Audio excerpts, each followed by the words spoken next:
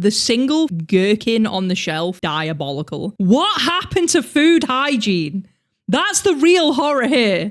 Its clawed feet pad the linoleum, each step leaving a black scorch mark that stinks of brimstone.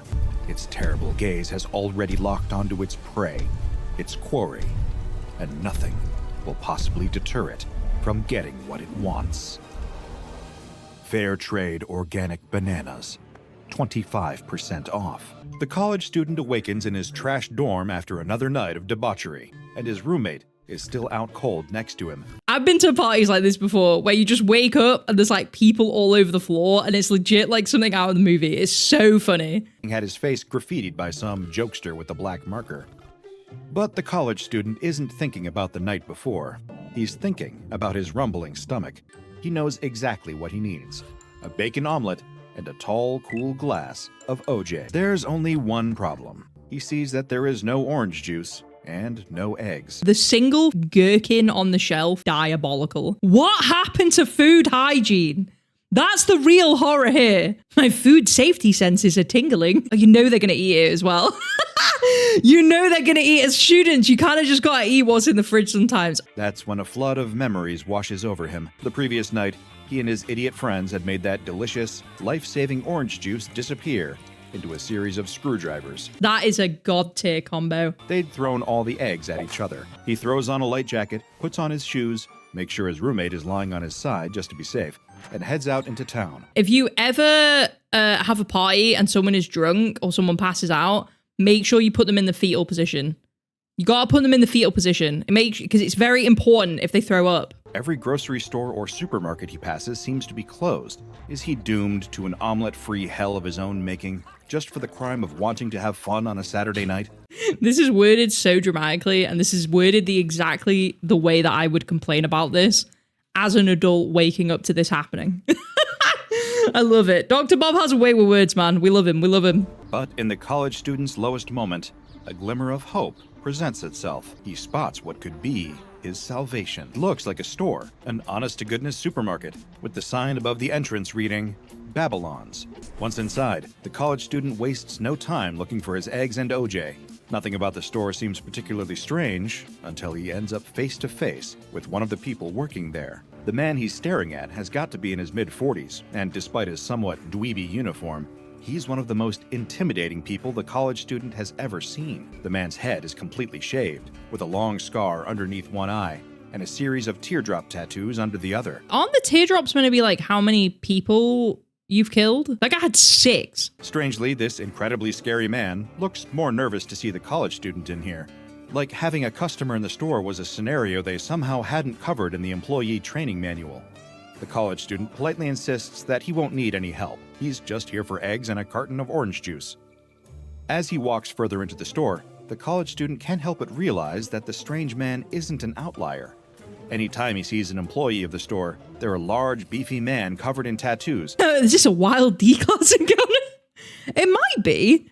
I mean, it's not that unusual, actually, for people with a criminal record to get hired in, like, grocery stores and stuff. He's wondering if maybe the store is getting a tax break for hiring ex-cons when he sees something strange down the aisle in front of him, loitering in the refrigerated section.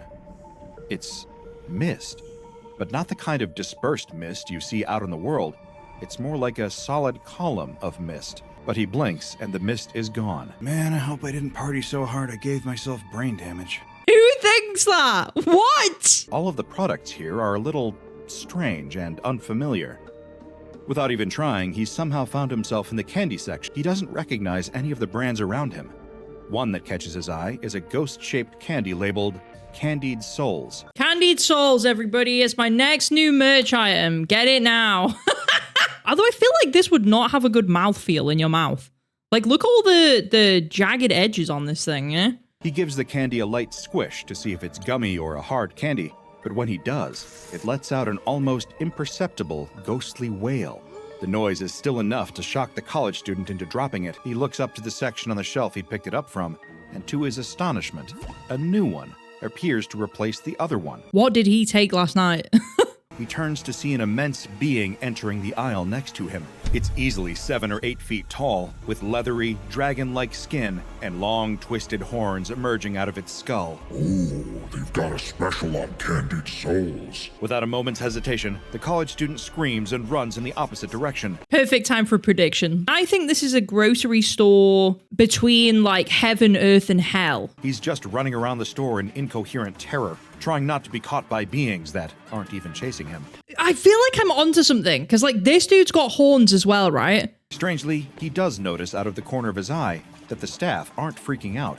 This is why all the store workers like D-class, basically. I think I was a bit off. I think this is a grocery store specifically between Earth and Hell. And I think that's why all the shop workers essentially look like ex-cons, right? And I think they are working in the grocery store as a horrific punishment. I think that's like where they're getting put because they're not like a full demon, right? On the way to the exit, the college student finds himself frozen at the front windows, staring out at the madness occurring in the parking lot. A series of cars have pulled up on the asphalt as the doors of the cars open, and a menagerie of nightmarish impossibilities pour out. Gooey insectoid beasts with a horrifying number of legs. Long, coiling snake-like entities covered in thorns. Beasts made entirely of blood-colored slime. Winged horrors covered in eyes. While he's got hell amassing in front of him, the college student has no idea that heaven is getting closer and closer behind. I'm pretty sure that was a biblical angel back there, yeah. That was a biblically accurate angel. Dude, maybe I hit it right straight out the gate. A voice that seems to speak straight to his soul says, "Excuse me." When the college student sees the creature standing behind him, his eyes begin to water in pure reverence. It's a being torn out of the most ancient scriptures, almost impossible for the brain to comprehend. Was I right? Maybe I was right straight out of the gate. Be not afraid. The angelic creature says. I was just wondering if you knew where I could find some toilet paper in here. The college student isn't interested in telling the impossible creature where it can find the toilet paper. In a moment of lucidity, he sees the exit and runs for it. When his feet hit the blacktop outside, he knows he's got a chance, even if the parking lot is full of demons and heavenly beings. But he doesn't expect to see a number of black tactical vehicles screech into the parking lot as men in suits and sunglasses pour out of the vehicles. It's the SCP Foundation. Here we go. They're muscling in. They don't seem like they're here to help. They seem like they're here to get him. The college student does his best to frantically explain himself, but his protests are cut off when one of the men gets him in a headlock and forces a rag covered in chloroform over his face. Are they allowed to do that? He's not an SCP, right? I don't think he's an SCP. I think they're just kidnapping a civilian. They have things that make you forget your memory. Why are we chloroforming this guy? When the college student wakes up, he's in his dorm room again, surrounded by the same trash and the same graffitied sleeping roommate. He has no memories of the events that transpired before. All he knows is that he's hungry and thirsty. He drags himself up off the ground and schleps his way over to the fridge. When he opens his fridge, a carton of eggs and a carton of orange juice are both waiting for him. This is hardly a normal retail experience, unless you find yourself shopping at SCP-2854, also codenamed the Little Shop Mart of Horrors. During the anomalous supermarket's business hours, cars will appear in the parking lot, delivering instances of the entities known as SCP-2854-1. These entities can manifest in a variety of forms, some of which we still haven't received full documentation on, but here are some of the primary documented forms.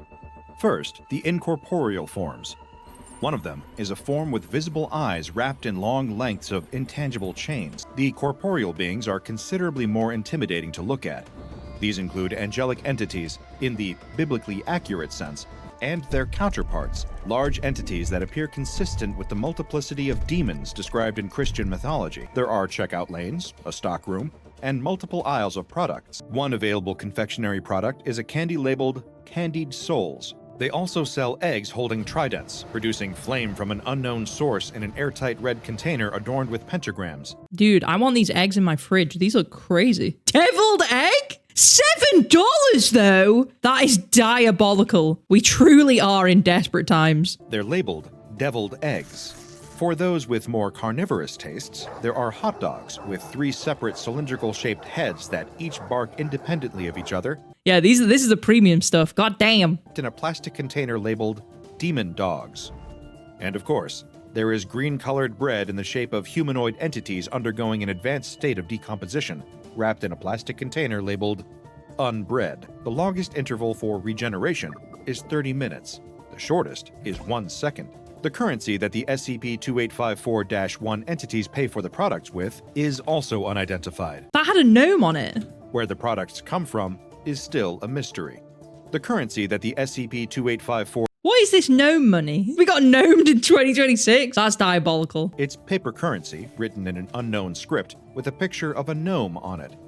Once the products have been purchased, the entities will return to their card and demanifest. The Foundation was doing an admirable job keeping this anomaly contained, but like many small businesses, Babylon soon found its clientele being poached by the local Walmart. What? How does this work? What is going on? This was the cause of the currently most conspicuous containment breach, Incident 2854-A. 2 instances of SCP-2854-1, which the Foundation has since learned were named Gregory and Alma, manifested outside the anomalous store, only to find that it was closed and devoid of personnel. The 2 impossible entities returned to their car and disappeared before appearing at a Walmart in Wilmington, North Carolina. I like the seats in this car with the flames. Would no! They're a happily married couple. I think they're married, because who the fuck would agree to have a joint car like this? You have to love someone very much to agree to get in this vehicle with someone, okay? As Gregory and Alma entered the store, audio and video were recorded by the in-store CCTV cameras, and an immediate look of terror was plastered across the faces of everyone in their proximity. Gregory walked forward, trying to get a sense of the store's layout while scratching his head with long claws. He murmured out in a deep, demonic voice, This sucks. Babylon's was closed, and now we're forced to go to a different supermarket. I hope that we don't have to do this on a daily basis. Alma, who trailed not far behind him, said, Well, maybe we'll get lucky, and Babylon's will be open later. We can always go back to check. You don't have to go here if you don't want to. Gregory grumbled. We already walked in the door. Look, they're having a domestic, guys. They're having a domestic, okay? I called it. I called it. You doubted me. You doubted me. Look at this argument. This is a married person argument. We have a commitment to shop here now. Hey, there's an employee. Maybe he can help us. The employee was turned in the opposite direction, doing a listless stocktake on a ratty old clipboard as the 2 entities approached. Gregory politely asked where they could find the organic produce section. They were from out of town and had never visited a Walmart. Just as the employee was mindlessly droning out that the organic produce could be found on aisle 4, he turned and saw who, or what, he was actually talking to. His eyes teared up despite himself. His legs began to tremble. It was impossible. He had to be seeing things, but he wasn't. He clenched his jaw and braced for death, but instead, he got a jolt of energy. He turned and ran, screaming that there were monsters in the store. Gregory and Alma gave chase, still confused about where to find the organic produce they... Imagine looking for the fucking organic produce. The person screams and starts running away, and then you start chasing them.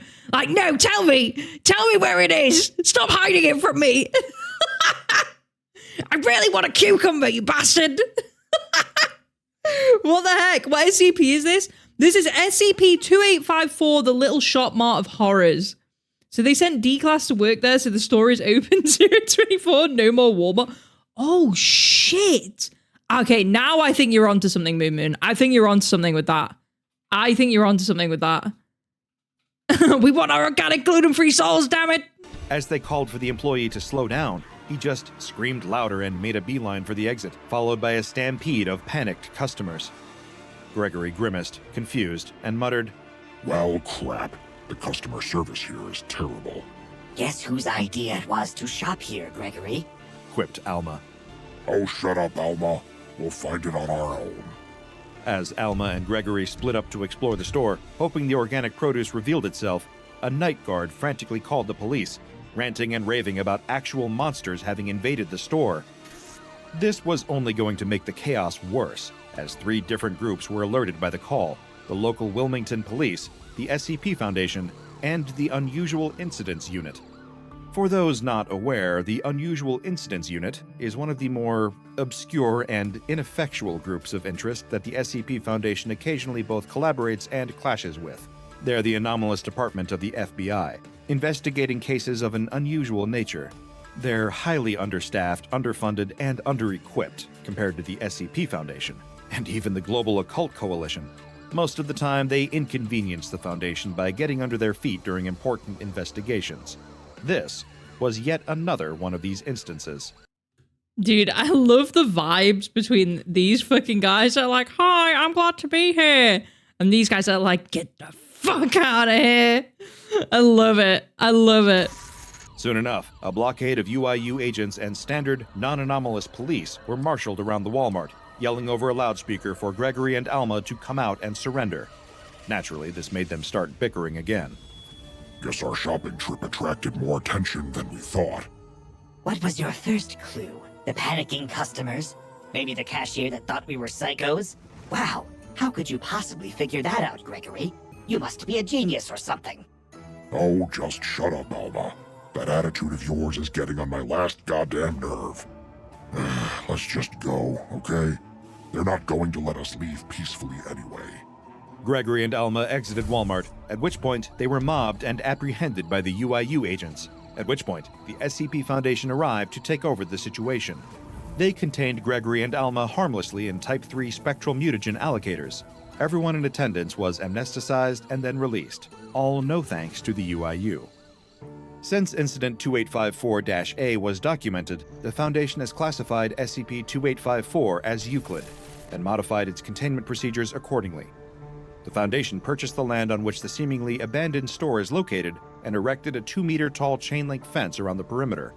The store is staffed by a rotating collection of D-Class and undercover Foundation agents, who are to remain up to date on the placement of products within the store so as to better assist the SCP-2854-1 instances. Satisfied customers are less likely to shop elsewhere, after all. The embedded personnel take an active role in the containment of SCP-2854-1 instances within a 5-mile radius of SCP-2854. Anyone who requests a transfer will be given a complimentary course of Class A amnestics to ensure that they won't carry any of the memories to their next assignment. I imagine most people working in retail wish that their employers had similar procedures. As a regular patron of my own local corner store, I can confirm that trying to find reasonable prices these days is its own special circle in the Inferno. But as long as we don't find ourselves wandering the Isles of Babylons, then perhaps we could all be doing a lot worse. Check out the Dr. Bob Patreon and become a junior researcher today. I'm still slightly confused on what this SCP is, but I feel like I did get it right. I think it is a grocery store between like heaven, hell, and earth. And I guess the SCP Foundation is just involved to stop the people, well, the beings visiting the store who aren't from Earth going elsewhere.